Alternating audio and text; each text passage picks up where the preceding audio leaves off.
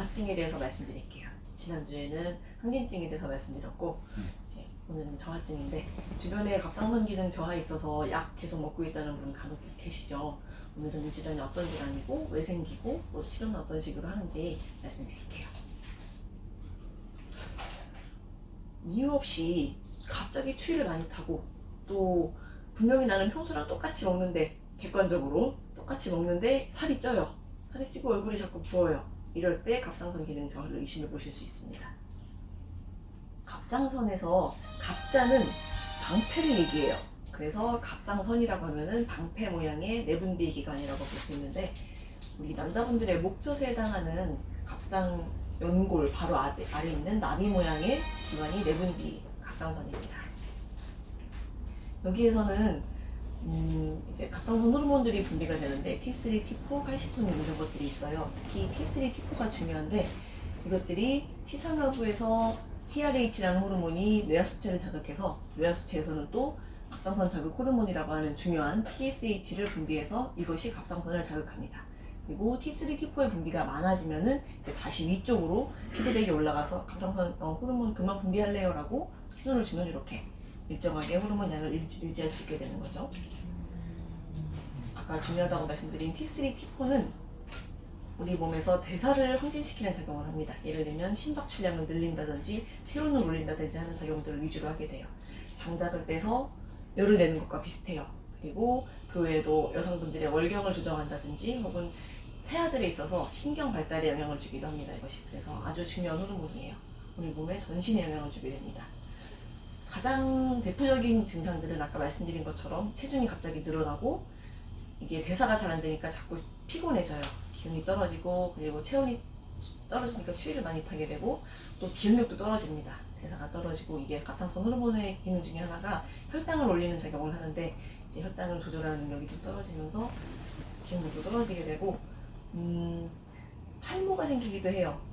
그 외에도 머리카락이나 눈썹이 좀 가늘어지고 탈모가 생기고 피부가 건조하고 거칠어지기도 하고 또 얼굴이 붓기도 하고 식욕이 없어요. 안 그래도 기력이 부족한데 식욕도 없고 그리고 변비가 생기기도 하고요. 임신이 잘 안 되기도 하고 또 월경 이상이 생기기도 하고 수족냉증이 생기기도 합니다. 이런 여러 가지 머리끝부터 발끝까지 여러 가지 증상들이 나오게 되는 것이 갑상선 기능 저하증이에요.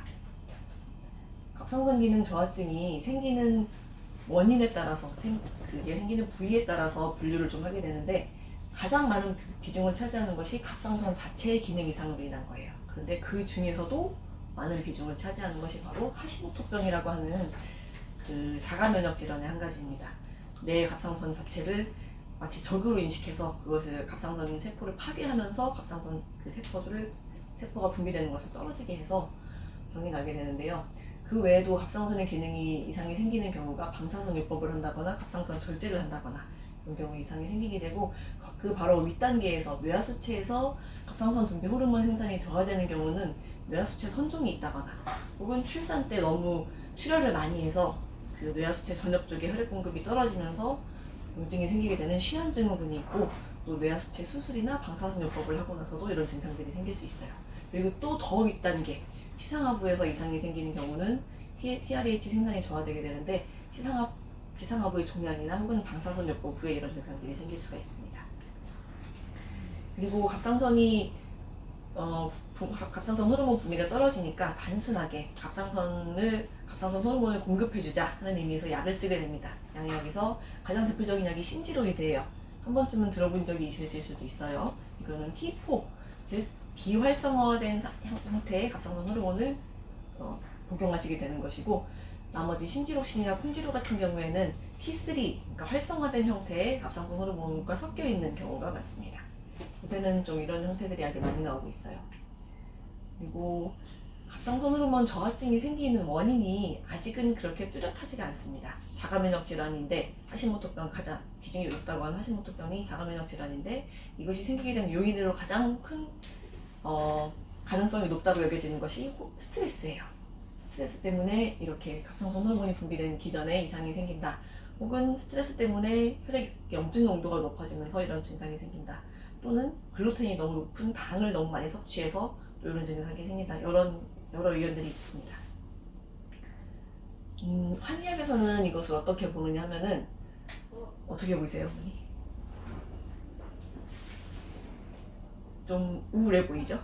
네, 어딘가 좀 기가 죽어 있고 우울해져 있고 처져 있어요.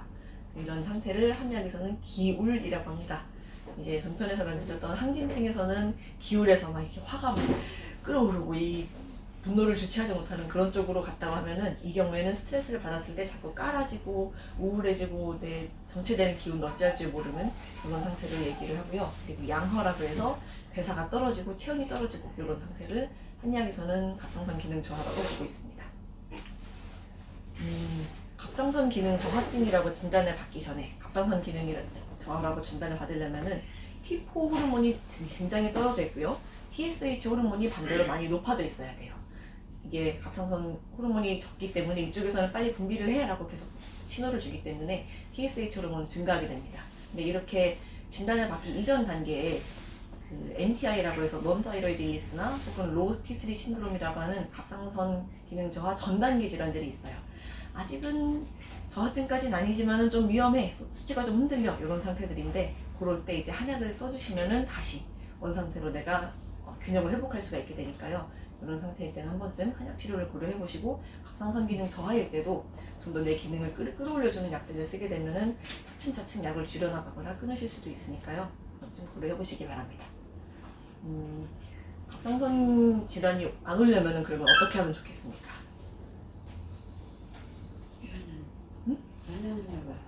그렇죠. 면역력을 조절해 주는 것이 중요하고 또 그거를 잘 해주시려면 스트레스를 평소에 잘 관리를 해주시는 것이 중요하겠죠. 스트레스 받았을 때 이것을 표현을 잘 해주고 또 취미 활동을 잘 한다든지 해서 스트레스를 적절하게 슬기롭게 풀어주시고 드시는 음식도 좀 조심해서 너무 혈당이 높은 음식들, 밀가루 음식, 당이 높은 음식 그런 것들은 피해주시고 이렇게 관리를 슬기롭게 해주셨으면 좋겠고요.